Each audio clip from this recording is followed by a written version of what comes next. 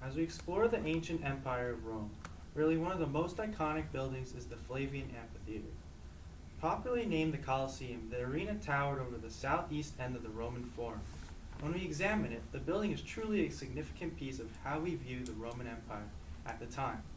As the Romans seized countless areas of land, daily life in Rome for the average citizen dramatically altered due to a strong urbanization movement. The Roman Empire had become so large, giving people more time for their own interests. With this in mind, people saw fighting as the ultimate entertainment, and as a result, the Colosseum was a place where criminals and professional fighters would fight animals to the death. While this could be seen as an innovation for the time, the true innovation comes from the intricate construction of the building and how well crowds could move in and out of the building.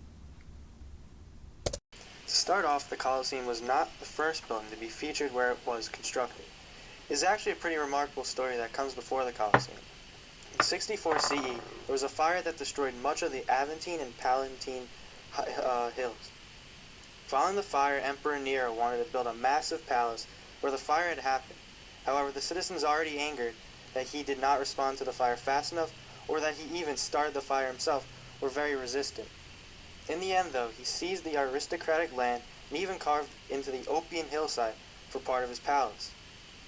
Turning to architect Severus and engineer Celer, Nero's palace, named the Domus Aurea, featured 140 rooms with ceilings up to 11 meters tall, along with 30-meter tall bronze statue of Nero as a sun god. Along with this, a circular banquet hall, which rotated day and night, used water pressure to drive it, and he also had rooms with waterfalls running down the walls. As you can see, while his palace was used for self-pleasure, it truly was an innovation that, if he used correctly, could have been monumentous for the empire. In the end, though, Nero would later commit suicide, and his building would be taken apart and would later be the site of the Colosseum, which uses the colossal side of his statue as the name for the building. Moving on to his successor, Vespasian, instead of building a pleasure palace for himself, he wanted to shore up his image by building one for the people. The Colosseum was able to hold 50,000 people, making it the largest amphitheater in the Roman world. However, with its size came careful planning to ensure stability. First, being built near a lake, it had to have drains to dispel water. Second, the foundation used concrete ranging from 13 to 42 feet. In doing this, the ground level was raised almost 23 feet, allowing for people to look up and fascinate about its size and see how strong the Romans truly were. Along with this, the Colosseum incorporates symmetry similar to the Pantheon. The Colosseum was meant to be constructed in a 5:3 ratio. Also, the perimeter of the building was to be split up evenly among 80 entrance arches. So with each being 20 feet wide, with an extra 3 feet due to deviation in Roman measurements, the Colosseum was 80 times 23, equaling 1,840 feet, and the arena was adjusted to 280 by 168, which is still the 5:3 ratio. Another interesting piece of mathematics was the width of the auditorium area, height of the external facade, and width of the arena area were equal. Overall, the Colosseum was carefully put together in the way the Romans thought were ideal. The building had 4 stories having superimposed arches with semicircular columns. On the first story there are Tuscan columns, the second had Ionic, and the third had Corinthian. The last one has pilasters with Corinthian capitals. The pilasters have windows that once held the masts for awnings to hang above. The Colosseum was dressed in bronze shields on top, along with statues of gods and emperors between the arches. In order for spectators to get to their seats, they followed arches labeled 1 through 76 to enter inside. There were 4 grand entrances not numbered for royalty and important people. Each floor had grand circular promenades, decreasing in decoration as you went upward. Unlike the other floors, the first had marble flooring with stucco ceilings. As the other amphitheaters suggest, the seats had 40 centimeters of width with 70 centimeters of legroom, not the ideal amount of space nowadays. Each level was separated by entrances and staircases, along with marble and iron dividers. The top section even had a 5-meter high wall. Based upon status in society, one would sit in certain spots. Women and the poor would be at the very top, while the bottom two sections contained the high-class males of society. The seating arrangements were truly an innovation in how amphitheaters were set up and paved the way for future ones. As for the actual arena section, there were 15 centimeters of sand, sometimes dyed red to look like blood. There were trapdoors to allow animals to leap dramatically onto the floor, along with winches and capstans to pull the animals up onto the floor. Surprisingly, the first fight was a sea fight with 1 meter of water on the floor. This suggests that the basement for fighters and animals would be put in later. As Priscus and Verus each lengthened the contest, and for a long time the battle was equal on each side. Repeatedly loud, shouts petitioned for the men to be released, but Titus followed his own law. It was a law to fight without shield until a finger was raised. He did what was allowed, often gave dishes and gifts, but an end was found to the equal division. Equals to fight, equals to yield. Titus sent wooden swords to both and palms to both. Thus, skillful courage received its prize. This took place under no prince except you, Caesar. When two fought, both were the victor.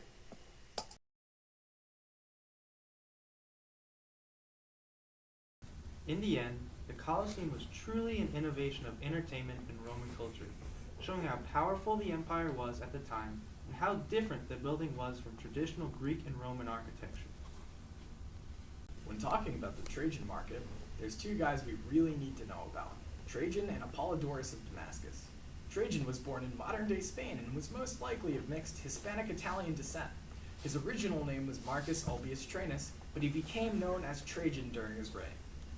Trajan's father was the first in his family to serve the Roman Empire, eventually becoming the ruler of Baetica, a region now known as Andalusia on Spain's southern rocky coast.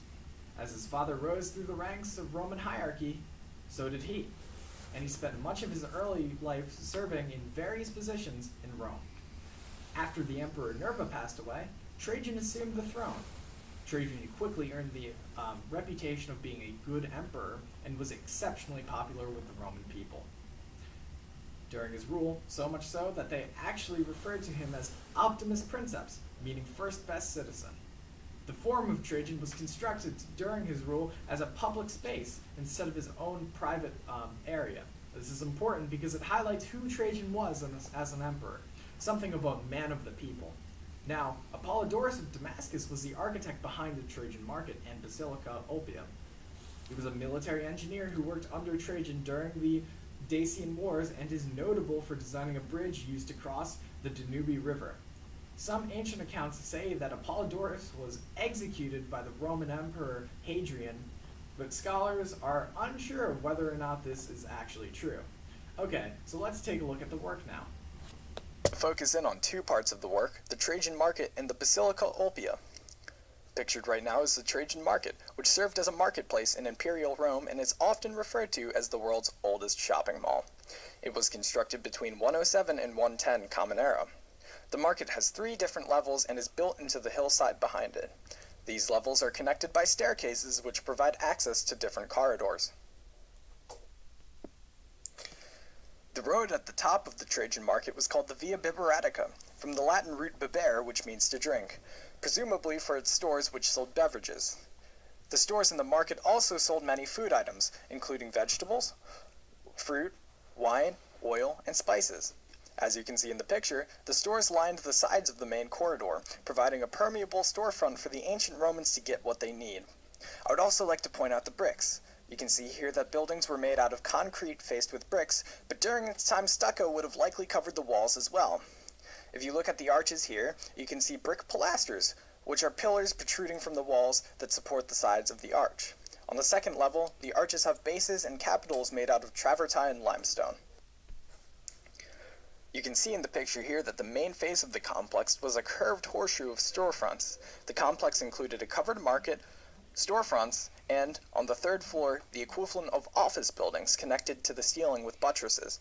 One of the unique features of the market's design is actually the ceiling itself, constructed out of groin vaults. A groin vault is just 2 intersecting barrel vaults, and this allows for a wide open area and the space to its sides to let in light into the market. Here's what the ceiling looked like. Now, the basilica was also located in the Forum of Trajan and was used as a civic building of sorts, in which business transactions and trials would take place. The main hall was lit by a clerestory and supported by a colonnade. The columns in the clerestory are of the Ionic order. The sides of the basilica are called apses, which are semicircular recesses ceilinged by domes. The front has 4 columns in the Corinthian order, making it a tetrastyle porch that support the facade above. Now the facade is said to have once had a statue of a quadriga, or a 4-horse chariot, on its top. The lateral porches support individual bigas, or 2-horse chariots, at the top of their facades. The porch once bore the inscription Ex Manubis, or From the Spoils of War. This is a monument to Trajan's military successes. Now the Basilica Ulpia set the standard for a proper and lavish Roman basilica, but today only exists in its ruins. Its legacy, however, exists in Christian architecture that constructed their own basilicas. Many consider the Basilica Ulpia the primary influence to many of these works and has remained significant through history because of this.